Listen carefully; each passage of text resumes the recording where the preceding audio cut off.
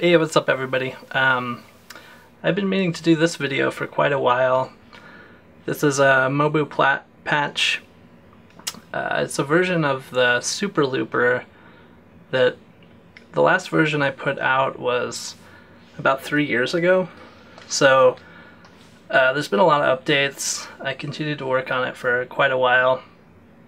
And the majority of this patch ended up being the kind of the basis of what became the Raspberry Pi Looper, the hardware unit I built. So yeah, it all started out in MobMuPlat for iOS, so I figured I should probably do a video since I'm no longer working on it on the iPad. I haven't actually used this for probably a year or so, so I might not remember everything that actually built into this version, but I did want to put it out just so folks have like the latest version, probably the final version of this if they are interested. So anyway, so you load it up on MobMuPlat. If you don't know, MobMuPlat is a free iOS app. Uses pure data patches, and you can create your own GUIs for them and stuff. So yeah, so see if I can remember everything about this patch. So yeah, it's a looper. You load it up, you end up on this page.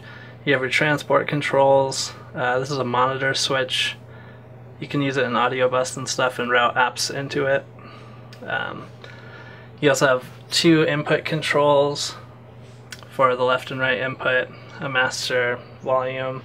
There's a flash button here. This will activate the flash on your device with the BPM if your device supports that. So it's kind of something I just added.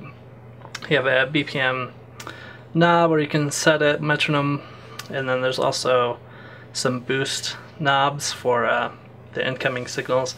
They go really high, so be careful if you're using the boost. I think I put those on there because I was routing my mic into it, as far as I remember. But here you can load and save patches. I think there's a difference between this and the last version I put out where you can actually name the patches, or I should say sessions. So yeah, I created one just when I was setting all this up and called it drums, but you can load and save them. So that's like the main page. Second page is just all the loops, all the volumes for the loops. You can have 16 loops. And then the post loop effects. This is pretty similar to the older version I had. Everything on here you can control with MIDI, and I put a link in here to actually my Google Drive spreadsheet that I've kind of been updating over the years. So you can see all the MIDI CC numbers and stuff if you want to control anything with MIDI. I think pretty much everything you can control with MIDI, as far as I remember. I used to have some dedicated MIDI devices that I made where I was using to control these live, but I've probably since destroyed those and parted them out. But yeah, so second page, just loops, volumes, post-loop effects, where you can do glitches and stuff. Third page is your drums. You have 4 drum kits. You can change the wave files of these if you want. These are just my 4 kits I used to use. And you have your loop buttons up here, and all of the effects, the incoming effects, which are pretty similar I think to the last version. There's probably some differences, which I'll get into in a minute. And then there's also an internal synth and some synth parameters, octave and stuff. It's a pretty basic synth. I didn't go nuts on this. It's not FM or anything. And the last page is kind of a grid drum pattern thing where you can draw in drum patterns. So sorry, I'm off to the side of this camera, so it's kind of hard to actually do stuff on this. But so yeah, I got some. We have kicks, snares, and hi-hats are the 3 different colors. So if I go ahead and set a BPM, this is kind of the speed of the sequencer. So I'll put it up there, and then you can also change your drum bank while it's playing. So let's go ahead and just play that. So it's just a 1-bar 16-step pattern. But if you get that going and you have a BPM set, there's these buttons on top of these effects which kind of just randomize them. So if I turn on like the bit crutch, it just jumps to random values. And it should be on beat as well, so throw the cutoff on there. So we just got a pretty basic drum beat with some weird modulation happening. So let's go ahead and record that. So it's pending right now, and then once it reaches the 1, it'll start recording it.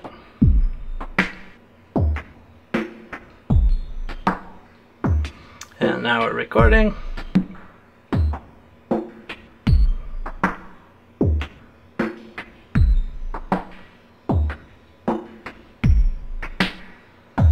And it's done. And you hear some phasing right now because it's playing that sequence again over the top of the loop, but let's go ahead and stop that, put in some random hi-hats. Yeah, maybe let's do that. I'll turn the speed up. You can kind of hear those hi-hats being modulated. We can turn those effects off.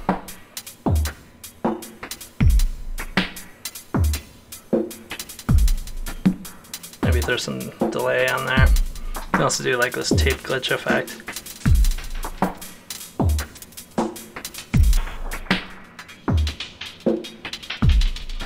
So let's go ahead and record those hi-hats in.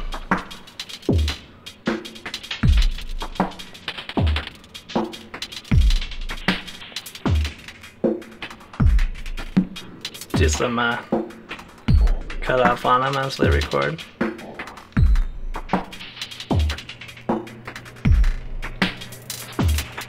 Alright. Cleared the sequence out. And you can, you know, lay over some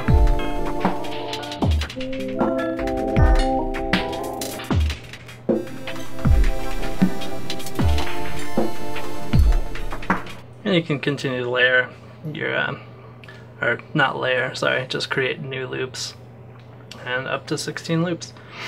And you can see they're recorded onto here, and now these act as mutes rather than recording. Also, there's individual clears for each one, and again, that's all can be controlled by MIDI. So yeah, created a simple loop, and then we could select like a new empty bank. There's still only 10 banks, but everything comes up sideways when you do the keyboard, so I'm just going to type some random letters and hit OK. It's saving it. It takes the duration of the actual loop to save it, because what it's doing is playing those loops and recording them to a file in Pure Data. And you're done. So when you have this all finished up, you can, if you have like a really cool loop you want to transfer to your computer or something, you can hook up your iPad or iOS device to a computer, do the iTunes file sharing thing, and they'll be in a subfolder called exports, and I believe they're just named like session 1 through 10 or something like that, but yeah, and then you can pull it off, work on it more on your computer.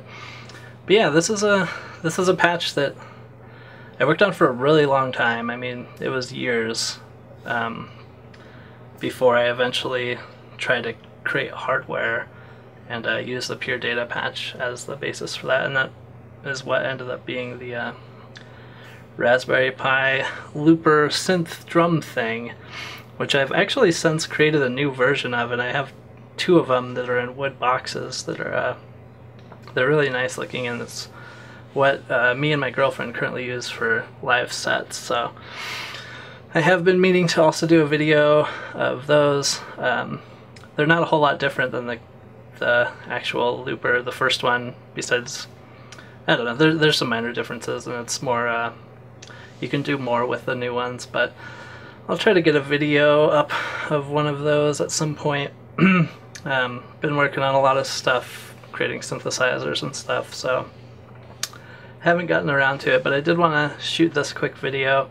Hopefully some folks will be into it and find this useful. Again, MobMuPlat's free, so you can get it for free. The link for this patch will be in the description. It's also on my GitHub with all my other MobMuPlat patches. There's also an iPhone version, so if you go up to here, the only difference here, so this will load and look a lot better on a phone, but this version only has 8 loops to it, just because it was all I could really fit on the screen. But it's pretty much all still there, it's just in more pages. So yeah, you can use that as well on your iPhone. Anywho, this has been longer than I expected it to be. Hope you guys enjoy it and stick around. I'll try to post more videos when I have time. I don't do a whole lot of videos because it takes me quite a lot of time to finish some of these projects. This one was kind of just in my backlog, and I wanted to finally get it out to people. This actually got inspired to do this today because somebody asked for the 2.0 code, the old Looper 2.0 Pure Data patch. So it's like I might as well do a video for the latest one and probably the last one and put it out to the world. So anywho, hope you guys enjoyed it. You can subscribe if you want to. I don't really, I'm not a big YouTuber, so I don't have a Patreon or anything like that. But if you want to, subscribe, ring the bell thing, and you'll get notifications for when I do these videos. So